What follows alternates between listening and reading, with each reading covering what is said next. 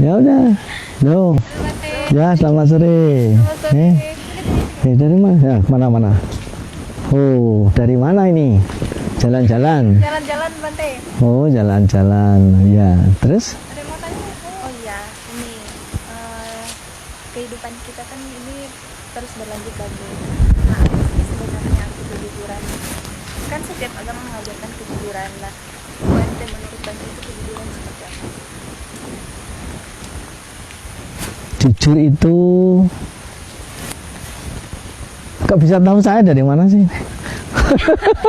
Dari teman. Oh, dari teman. Di Bante. Oh, sering ketemu di TV.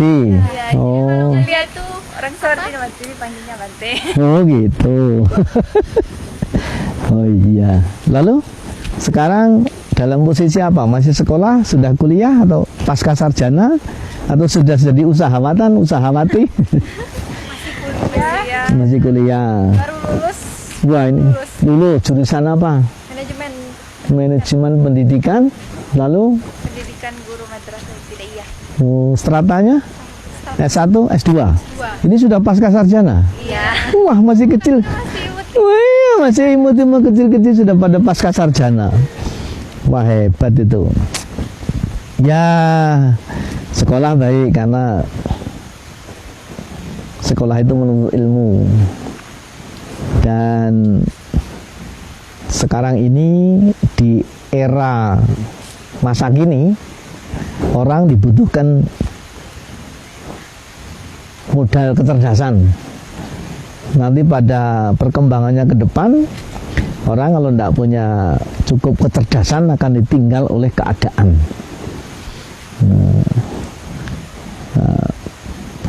Tapi ingat, ilmu itu harus dibawa ke alam begini. Makanya saya mempunyai waktu sebagian di wihara untuk mengenal sosial kemasyarakatan. Tapi waktu sebagian saya bawa ke alam. Saya kadang-kadang tinggal di satu alam, di hutan. Bahkan di sana pun kadang-kadang juga saya menyisihkan waktu untuk memberikan asupan nutrisi kepada batiniah. Dalam bahasa umum dikatakan meditasi. Nah, meditasi itu sebenarnya bahasa barat. Kalau bahasa saya namanya samadhi. Nah,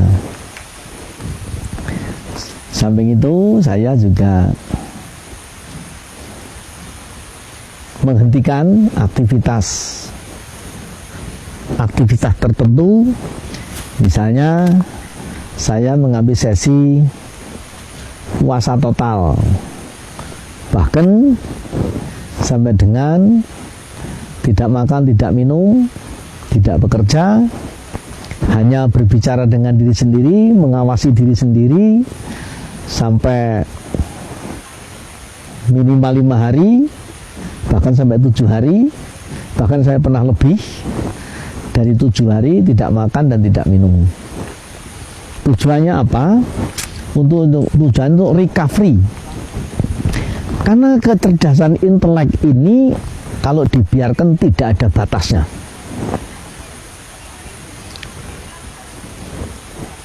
Maka seperti pisau, kalau diasah terus, dia akan menjadi sangat tajam. Tetapi ingat, kalau pisau ini tidak ada kerangkanya, tidak ada sarungnya, pisau itu akan menjadi sangat berbahaya.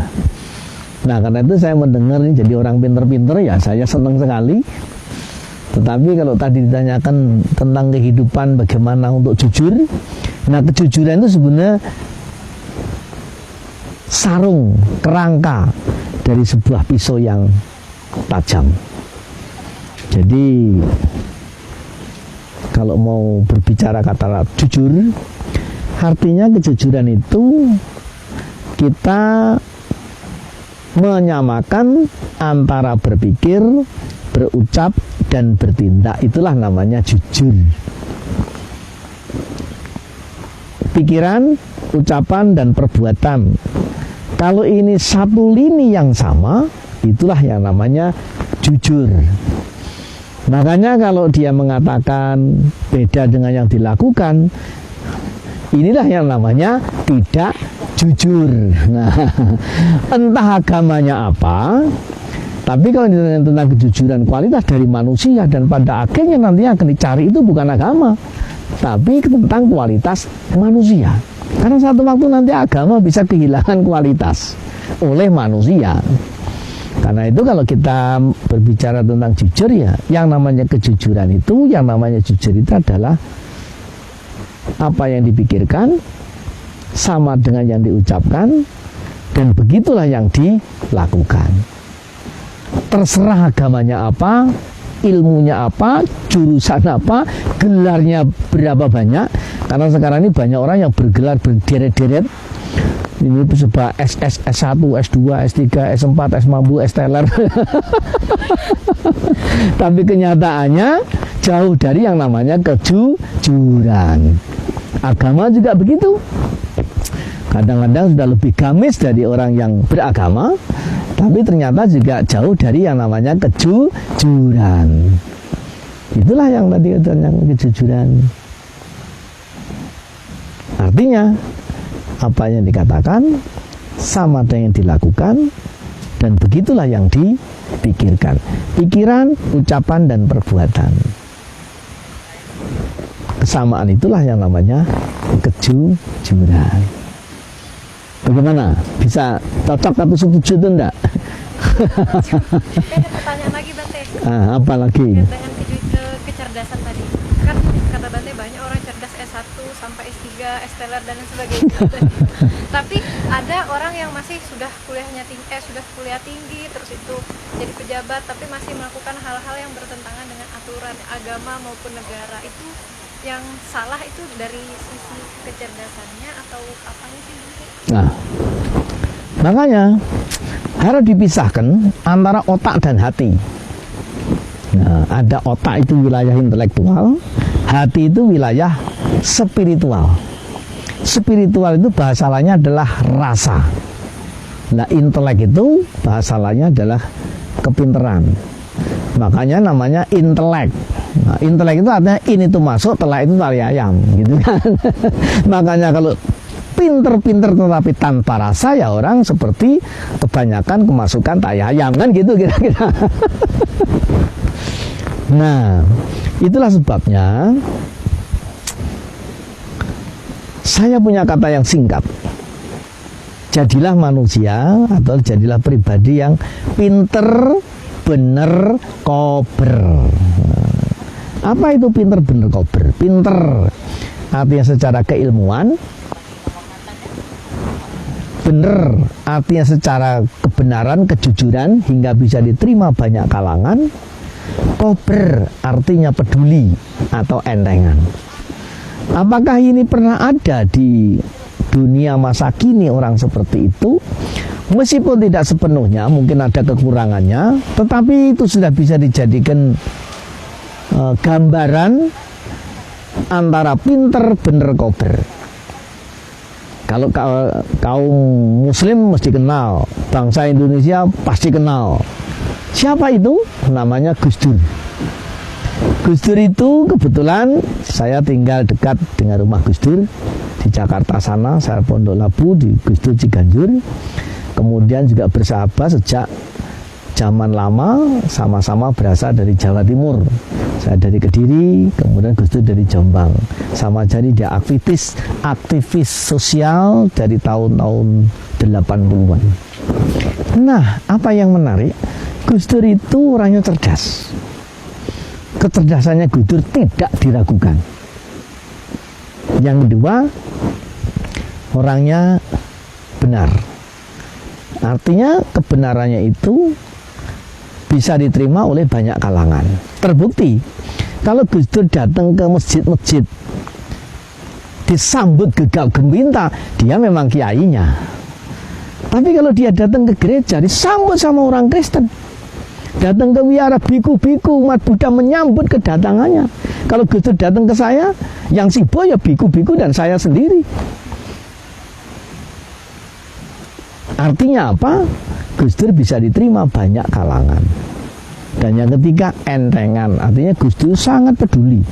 Acara resmi kenegaraan sampai acara masyarakat tumpengan di pojok kampung, itu pun Gus Dur mau datang.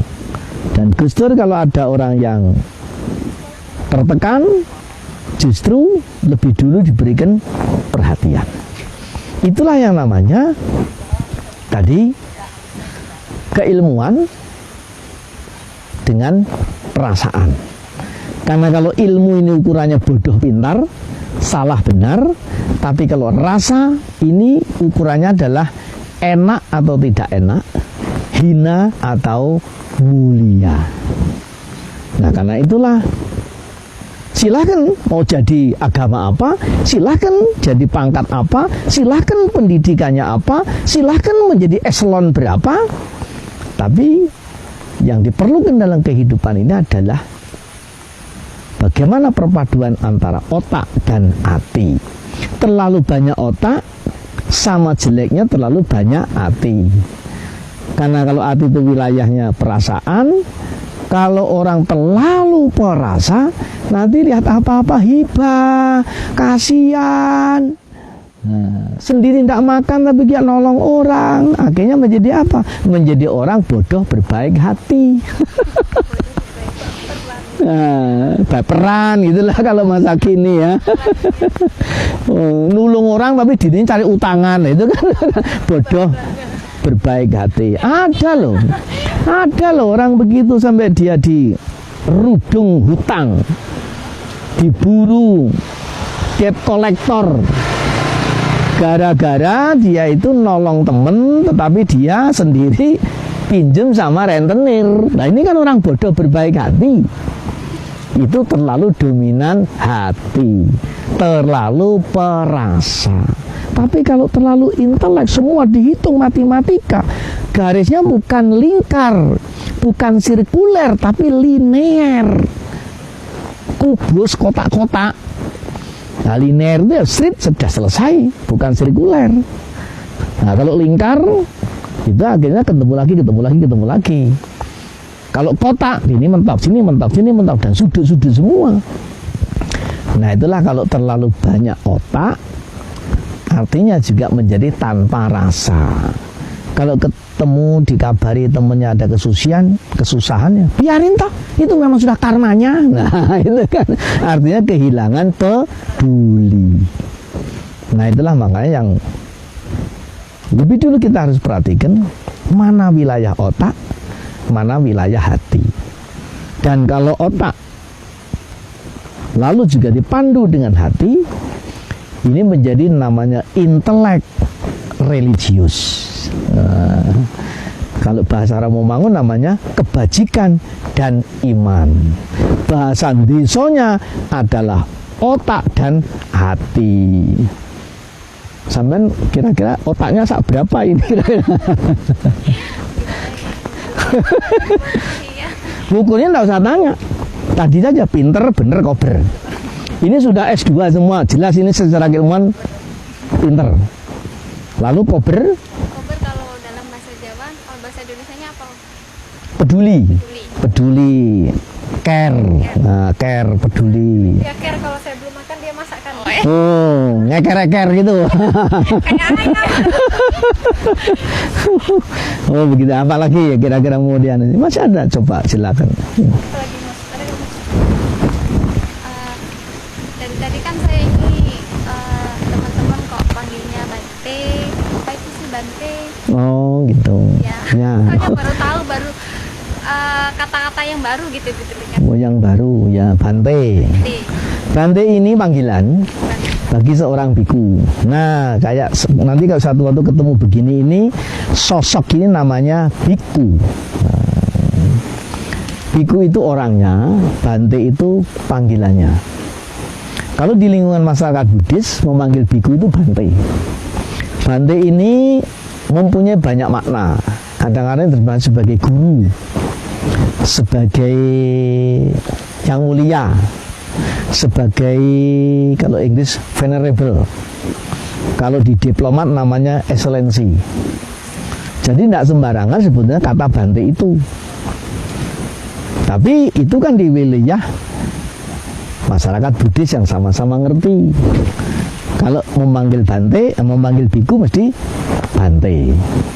Tapi kalau yang belum kena kayak sampai tadi, Mas Bante, ya udah apa-apa, udah ngerti. Tadi ya. Kalau masih muda gitu. Ya, kalau yang masih muda Mas Bante, agak tua Pak Bante, saya agak tua ini jadi Mbah Bante.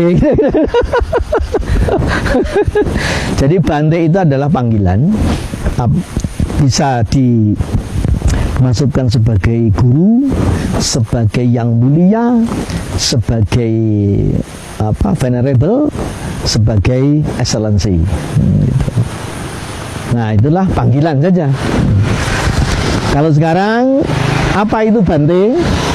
Bante adalah seorang biku. Dalam masyarakat Buddhis ini terdiri dari dua otoritas. Satu otoritas awam, perumah tangga, ya seperti Pak Dadang, seperti bapak-bapak itu, seperti perumah tangga biasa. Yang kedua adalah rohaniwan yang biarawan, itu para Bante. Jadi para Bante ini bedanya dengan umat biasa, jemaat biasa, muslimin sama muslimat misalnya, bedanya apa? Kalau muslimin itu kaum perempuan, muslimat nih, muslimin laki-laki, muslimat perempuan. Nah, kalau dalam masyarakat Buddhis upasaka dan upasika, kaum pria dan kaum wanita. Lalu apa bedanya dengan para biku? Biku artinya mereka yang sudah meninggalkan kehidupan rumah tangga.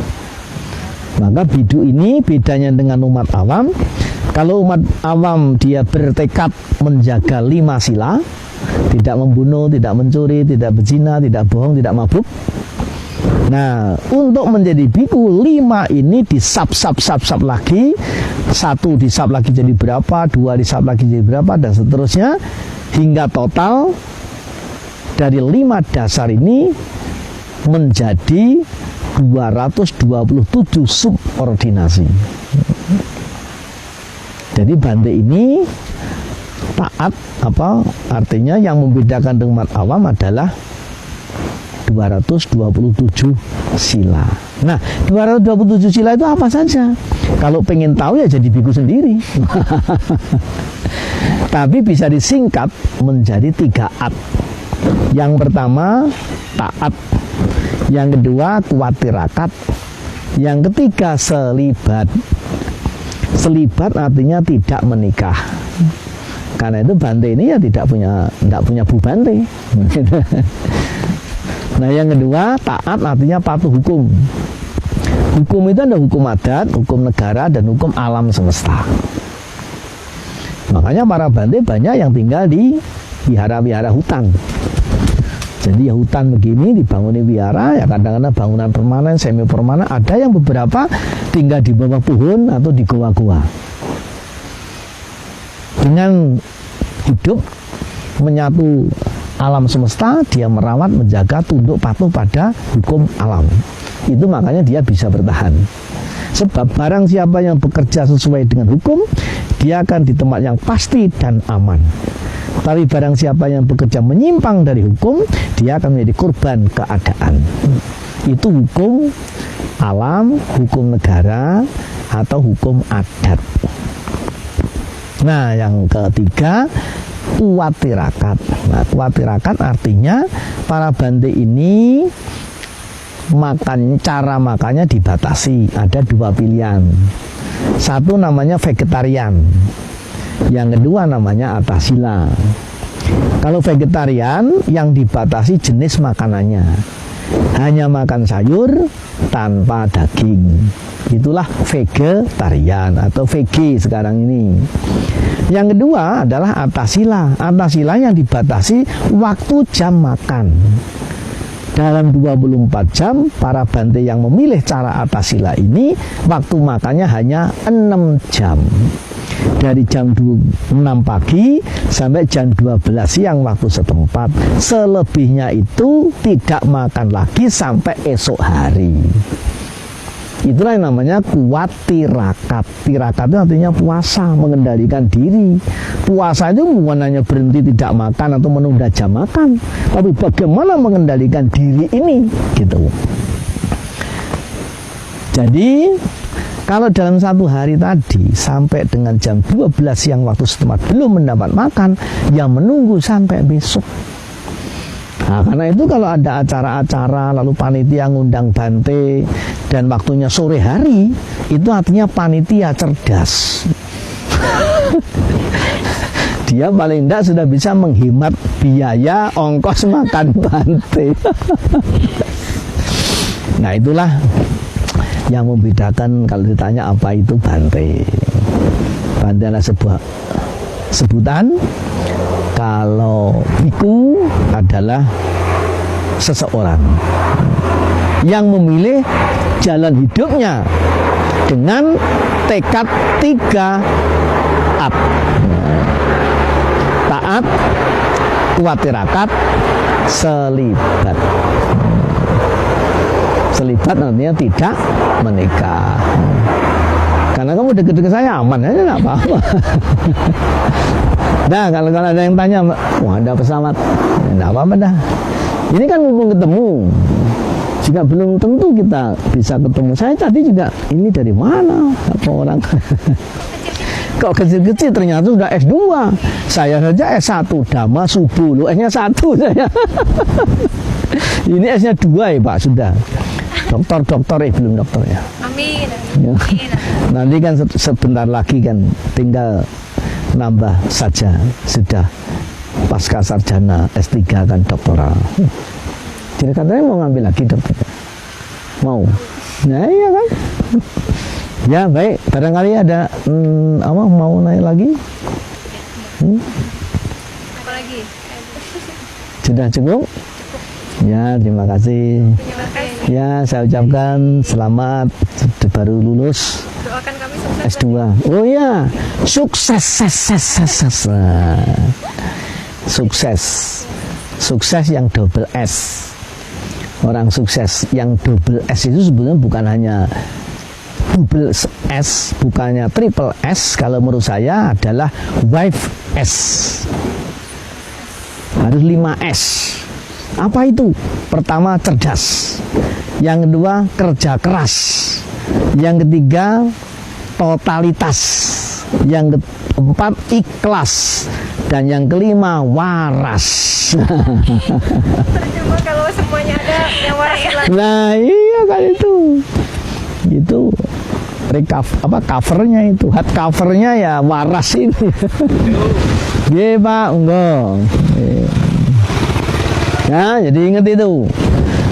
Orang sukses dengan 5S. Cerdas, kerja keras, totalitas, ikhlas, waras. Cerdas tidak kerja keras, nihil. Hanya teori. Tapi kerja keras tidak cerdas, habis modal tanpa hasil, banyak dibodohi orang. Karena dia nggak punya perencanaan yang matang. Kalau sudah cerdas, kerja keras harus totalitas. Mengerjakan sesuatu, kalau hanya setengah hati, hasilnya setengah jadi. Makanya fokus. Nah, yang keempat, ikhlas. Kita harus berpikir hasilnya, tidak hanya berpikir hasilnya. Hasil itu akan mengikuti. Yang menentukan adalah langkah awalnya. Orang hanya berpikir sekarang ini beda dengan generasi dulu. Generasi dulu dia jadi sukses itu dia belajar dari pengalaman, berguru pada kejadian. Makanya dulu namanya magang. Tidak perlu dibayar, Pak. Pokoknya ikut saudara-saudara yang sudah bekerja, yang sudah jadi pengusaha sukses. Nah, anak sekolah juga begitu, ikut Pak D guru, Budi guru, yang guru, begitu dulu. Nah, tapi sekarang ini kan enggak. Begitu sudah merasa sekolah, pegang ijazah, yang dipikir adalah kalau bekerja, belum tahu kualitasnya sudah menentukan salary-nya. Nah, ini yang kadang-kadang bikin stres keadaan masa kini. Nah, itu artinya apa? Dia tidak ikhlas. Nah, Padahal kalau kita melakukan apa saja dengan tulus dan ikhlas, nanti kita akan menjadi feedback sesuai dengan apa yang kita lakukan. Itu sudah hukumnya. Dan belajarlah dari alam semesta ini. Pohon-pohon, buah-buahan ini, hukumnya adalah barang siapa memberi mendapat lebih banyak. Coba di sini ada sumur mata air di sana itu. Sumur semakin banyak memberikan airnya, semakin sehat. Coba kalau sumur tidak diambil airnya, tak lama dia akan beracun, mengandung gas dan mematikan. Tapi sumur semakin dipakai airnya, semakin sehat, semakin bersih, semakin banyak dikunjungi orang. Nah begitu kita, makanya orang entengan, orang peduli, orang care, itu akan lebih nampak daripada yang lain. Makanya Gus Dur ya nggak mudah dicarikan gantinya, karena banyak orang yang kemampuannya sebanding dengan Gus Dur, tapi kepeduliannya belum tentu sama dengan Gus Dur. Nah, contohnya begitu. Nah itulah yang namanya sukses itu butuh 5S. Dan yang kelima namanya waras. Harus waras. Harus waras. Ya. Ya baik, terima kasih. Ya, ini satu kosan. Beda kan? Sekosan. Sekosan. Oh, numpang. Ya, baik, terima kasih. Semoga nanti jadi orang besar ya. Ya, jadi